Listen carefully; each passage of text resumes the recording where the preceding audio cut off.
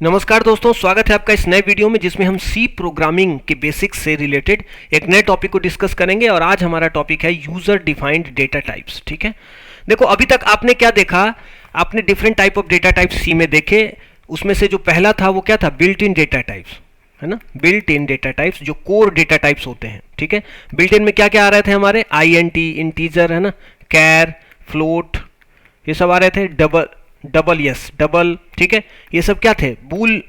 भले ही हमें एक अलग से हेडर फाइल इंक्लूड करना था stdbool.h, बट स्टिल ये core built in data types माना जाता है। ठीक है, उसके बाद हमने देखा क्या, जो इनकी मदद से बने उन्हें हम क्या कह रहे थे, डिराइव्ड डेटा टाइप्स। ठीक है, डिराइव्ड डेटा टाइप्स, उसमें हमने क्या क्या देखा था, एरे और स्ट्रिंग्स, ये डिराइव्ड डेटा टाइप्स थे।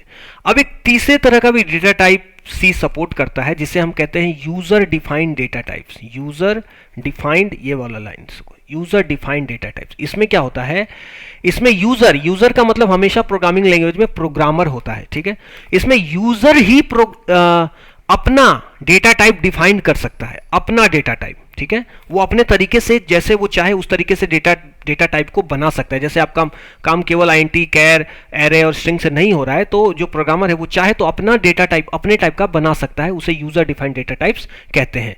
तो यूजर डिफाइंड डेटा टाइप बनाने के लिए जो सी है वो दो कीवर्ड्स हमें प्रोवाइड करता है। उसमें से पहला है क्या, स्ट्रक्चर्स।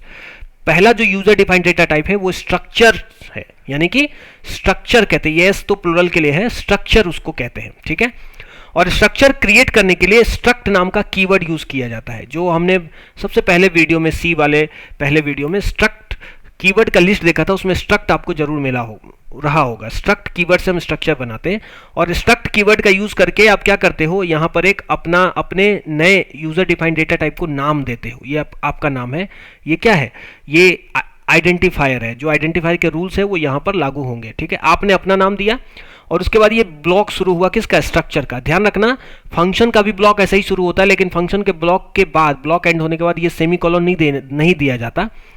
लेकिन स्ट्रक्चर जब आप बना रहे होते हो तो स्ट्रक्ट कीवर्ड के बाद अपना नाम, फिर ब्लॉक शुरू करते हो, उसके बीच में आप अपने डेटा टाइप को डिफाइन करते हो, लेकिन लास्ट में कर्ली ब्रेसेस एंड होने के बाद आपको सेमीकोलन लगाना रहता है। ये बहुत इंपॉर्टेंट है। ठीक है, अब देखो स्ट्रक्चर की जरूरत क्या है, मैं इसको एक्सप्लेन करूं उससे पहले आप ऐसा समझो कि मान लो आपको एक स्टूडेंट का डेटा स्टोर करना है। ठीक है, तो स्टूडेंट के पास क्या क्या हो सकता है, नाम हो सकता है, उसका एज हो सकता है, उसका क्लास हो सकता है, और उसका रोल नंबर हो सकता है। राइट, ये चार चीजें हैं। तो आप क्या करोगे, एक नेम के लिए बनाओगे कैर एरे बनाओगे, है ना, कैर नेम 10 या 20 जो भी, फिर एज के लिए INT एज, फिर क्लास के लिए INT क्लास, फिर रोल नंबर के लिए कैर 10, मान लो 10 कैरेक्टर का उसका रोल नंबर है। तो ऐसे आप एरे बनाएंगे। राइट, इतने चार बनाने पड़ेंगे आपको, और फिर सब में आपको क्या करना पड़ेगा, अलग अलग सबको मैनेज करना पड़ेगा। नाम को अलग मैनेज करना पड़ेगा, एज को अलग, क्लास को अलग, रोल नंबर को अलग। राइट, तो आप क्या चाहते हो कि ये चारों एक ही जगह से मैनेज हो, ये एक ही स्टूडेंट से रिलेटेड डेटा है ना, तो आपने बस एक डेटा टाइप बनाया जिसमें चारों चीजें स्टोर्ड है। तो क्या कर सकते हो आप, इसको एक ही जगह से चारों को मैनेज कर सकते हो एक ही साथ। मान लो ये तो एक स्टूडेंट की बात है, अब मान लो आपके पास 50 है स्टूडेंट, तो क्या आप 50 बार ये नाम, 50 बार ये एज, 50 बार ये क्लास, 50 बार ये रोल नंबर डिफाइन करोगे?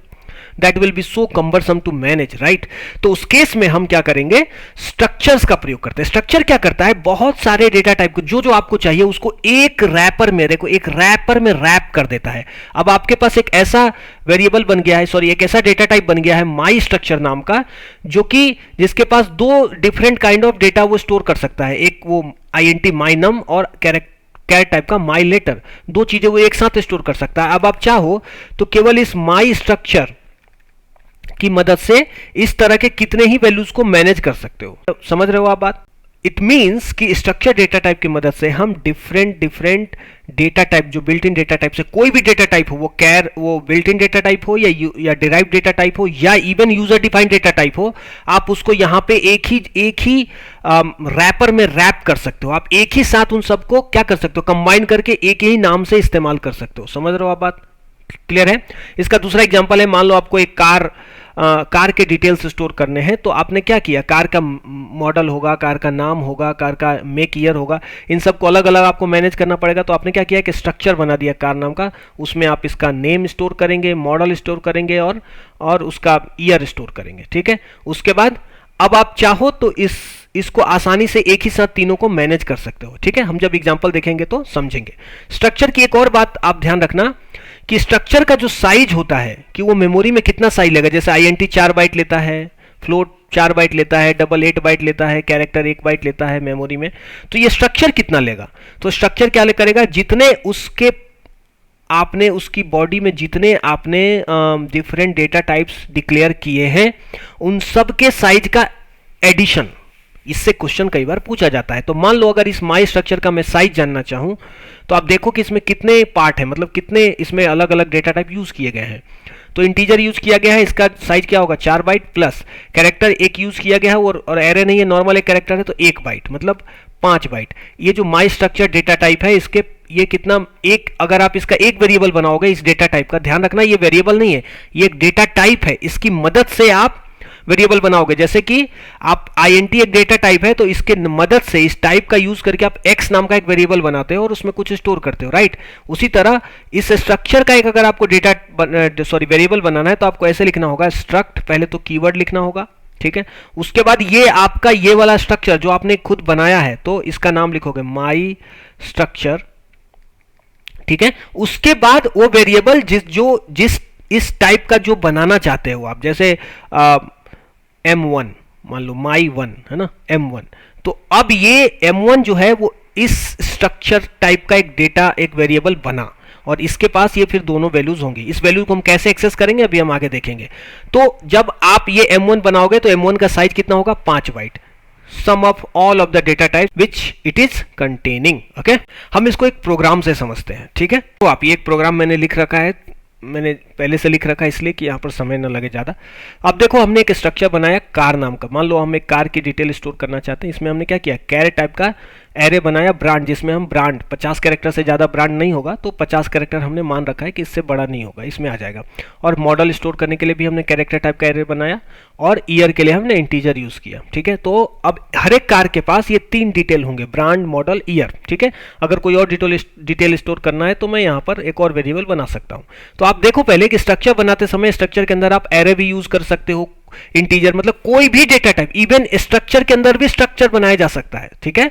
तो कौन सा डेटा टाइप आप स्ट्रक्चर के अंदर यूज कर सकते हो, इस पर कोई बाउंडेशन नहीं है, जो आप डेटा टाइप चाहते हो वो आप यहाँ बना सकते हो, ठीक है।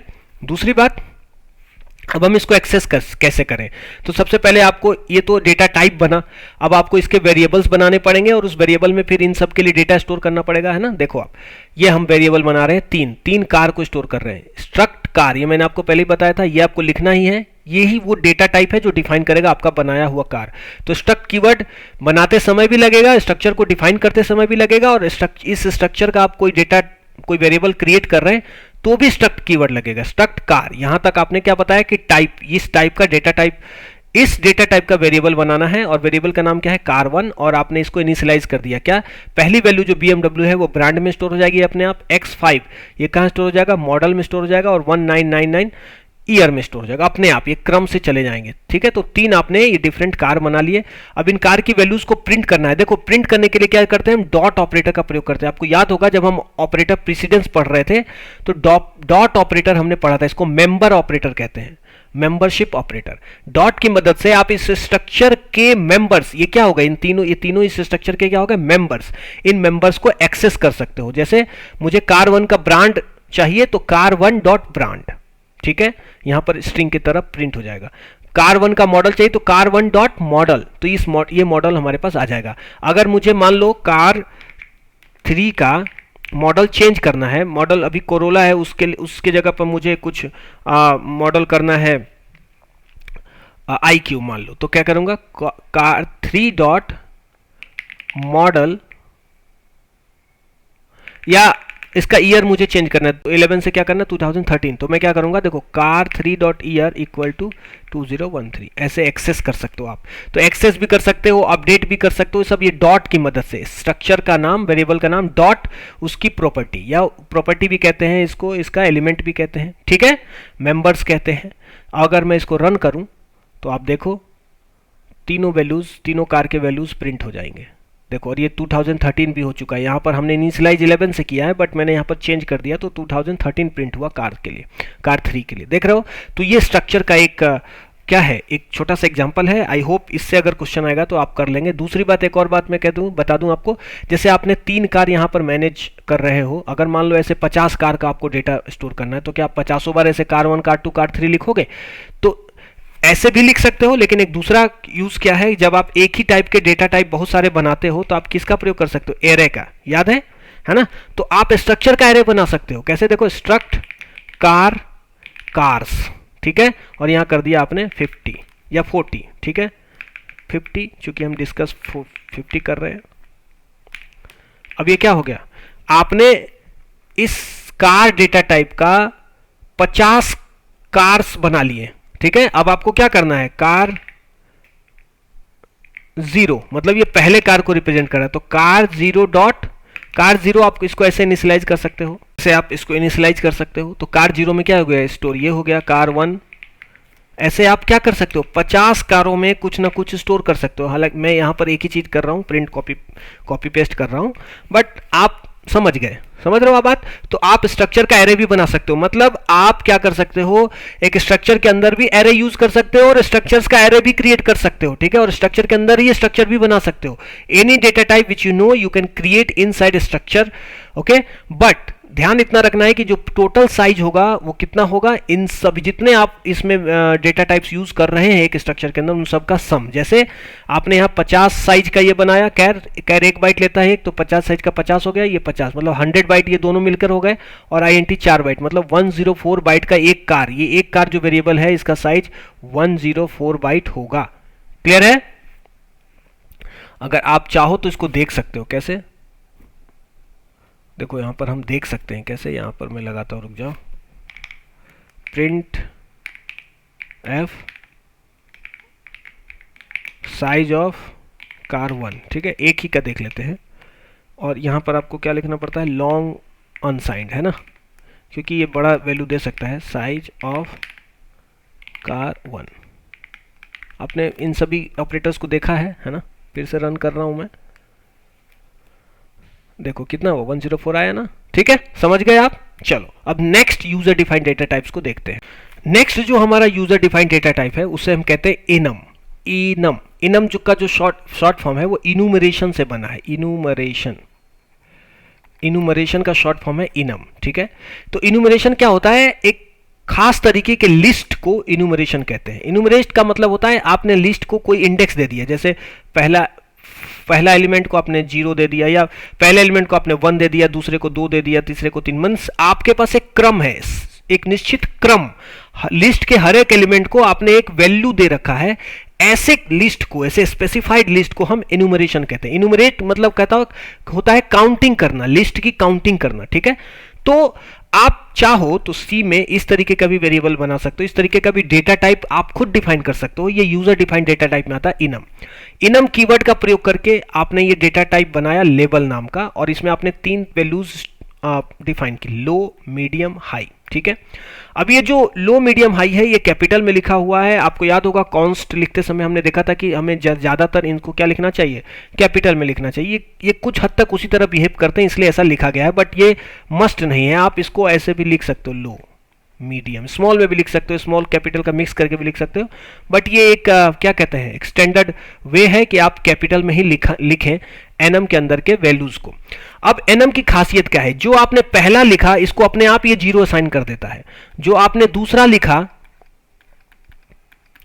इसको ये अपने आप 1 असाइन कर देगा, और जो आपने तीसरा लिखा इसको ये अपने आप 2 असाइन कर देगा, अपने आप ये काम अपने आप हो जाएगा। यानी कि आपने एक लिस्ट बनाया 3 नंबर्स का, और तीनों को ये एक सीक्वेंस प्रोवाइड करा देगा अपने आप। अगर आपने इसको सीक्वेंस नहीं दिया तो ये अपने आप 0 से शुरू करके जितने आप बढ़ाते जाओगे, जितने आप ऐड करते जाओगे, उन सबको नया नया सीक्वेंस देता रहेगा। समझ गया बात? क्लियर है? और दूसरी बात यहां ध्यान रखना कि यहां पर लास्ट वाले के पास कॉमा की जरूरत नहीं होती। स्ट्रक्चर में देखो क्या था, यहां पर स्ट्रक्चर पे यहां पर हम हर लाइन के बाद, हर एलिमेंट के बाद सेमीकोलन प्रयोग कर रहे थे, लेकिन इनम में आपको कॉमा लगाना पड़ता है, ठीक है, और लास्ट वाले के बाद कॉमा की जरूरत नहीं होती। ये बहुत इंपॉर्टेंट है, ठीक है। मैं इसको यहां से इरेज करके दिखा देता हूं आपको। लास्ट वाले के बाद क्या होता है, कॉमा की जरूरत नहीं होती, ये बहुत इंपॉर्टेंट है, और ये अपने आप क्रम दे देता है। लेकिन अगर आपने क्या किया, आपने एक इनम क्रिएट किया, इनम लेवल, ये इसकी बॉडी हो गई, इसके अंदर आपने बनाया लो, और इसकी वैल्यू कर दी आपने 25 कॉमा मीडियम, मीडियम को कुछ वैल्यू नहीं दिया आपने, और हाई, है ना, ये तीनों इस ब्लॉक के अंदर ही है, ऐसा जूम करो। तो क्या करेगा, अब ये इनिशियलाइजेशन कैसा होगा, लो को इसने क्या दे दिया 25, मीडियम को 26 और हाई को 27, समझ रहे हो बात। तो अब ये बिगनिंग यहां से शुरू करेगा जो आपने फर्स्ट को वैल्यू दे दी। अगर आप चाहते हो तीनों को डिफरेंट वैल्यू मिले तो आपको तीनों को अलग अलग वैल्यू देनी पड़ेगी। इसको देना पड़ेगा 50 मान लो चाहते हो तो, इसको देना पड़ेगा 87 ऐसे। तो अब ये क्या करेगा, लो को 25 दे देगा, मीडियम को 50 दे देगा और हाई को 87 दे देगा। मीन्स ये आपके ऊपर है आप क्या चाहते हो वैल्यू देना। लेकिन अगर आप कुछ नहीं दोगे तो वो 0 1 2 से शुरू करेगा। अगर आप चाहते हो कि पहले वाले को एक 0 के अलावा किसी और से इनिशियलाइज करे तो आप बस पहले को एक वैल्यू दे दो, अब वो उसके बाद सीक्वेंसिंग कर देगा। समझ गए आप बात, क्लियर है। तो इसका इस्तेमाल कैसे होता है, इसका इस्तेमाल इन्यूमरेशन के लिए ही किया जाता है। मान लो आपने कोई प्रॉब्लम सॉल्व कर रहे हो, उसमें 3 लेवल है, लो, मीडियम और हाई, और आपने लो को कुछ पॉइंट दे रखे हैं, मीडियम को कुछ पॉइंट दे रखे हैं, हाई को कुछ पॉइंट दे रखे हैं, तो आप इसके थ्रू आसानी से एनम के थ्रू कर सकते हो। एग्जांपल देख लेते हैं। मैंने एनम का प्रोग्राम लिख रखा है, वही वाला जो वहाँ हम डिस्कस कर रहे थे वही है। और अब मैं यहाँ पर क्या कर रहा हूँ, देखो वेरिएबल कैसे क्रिएट करेंगे, स्ट्रक्चर जैसा ही, एनम, ठीक है, और लेवल, ये आपका बता रहा है डेटा टाइप। तो एनम और स्ट्रक्ट दोनों कीवर्ड डिफाइन करते समय भी लगाया जाता है और उसका वेरिएबल बनाते समय भी। तो यहां तक क्या बता रहा है कि ये डेटा टाइप है मेरा एनम टाइप का लेवल डेटा टाइप। लेवल में जो मैंने चीजें डिसाइड की है उसी टाइप का डेटा टाइप मुझे, डेटा वेरिएबल मुझे बनाना है, और ये हमारे वेरिएबल का नाम है। और इसमें मैंने स्टोर क्या किया, मीडियम।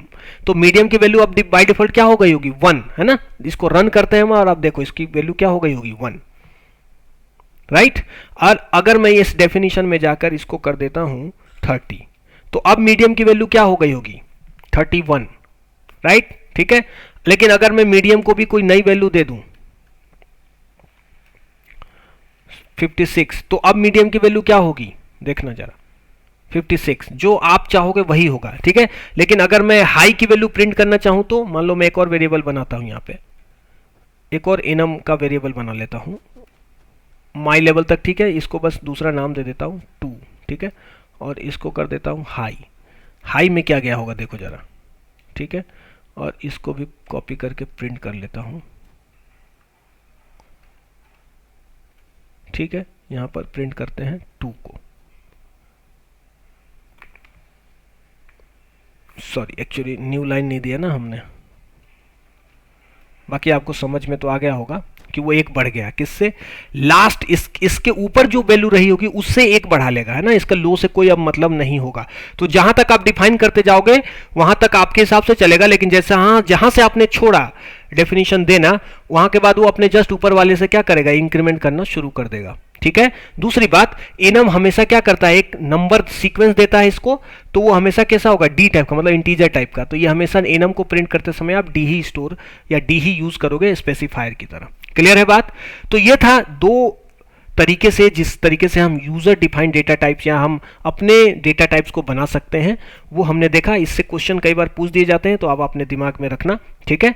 एनम इन्यूमरेशन के लिए प्रयोग किया जाता है। स्ट्रक्चर आपका अपना डेटा टाइप बनाने के लिए, जिसमें आप जिस तरीके से चाहे डेटा को स्टोर कर सकते हो, कोई भी बिल्ट इन डेटा टाइप आप इस्तेमाल कर सकते हो। स्ट्रक्चर के अंदर आप एरे, इंटीजर, कैर, बूल, खुद स्ट्रक्चर, खुद स्ट्रिंग और एनम, सारे डेटा टाइप्स को आप उसमें इस्तेमाल कर सकते हो। साइज का विषय ध्यान रखना, एनम का और स्ट्रक्ट का, ठीक है। तो इस वीडियो में इतना ही, मिलते हैं नेक्स्ट वीडियो में एक नए टॉपिक के साथ। तब तक पढ़ते रहिए, स्वस्थ रहिए, वीडियो को लाइक करिए, चैनल को सब्सक्राइब करिए और शेयर करिए। Thank you.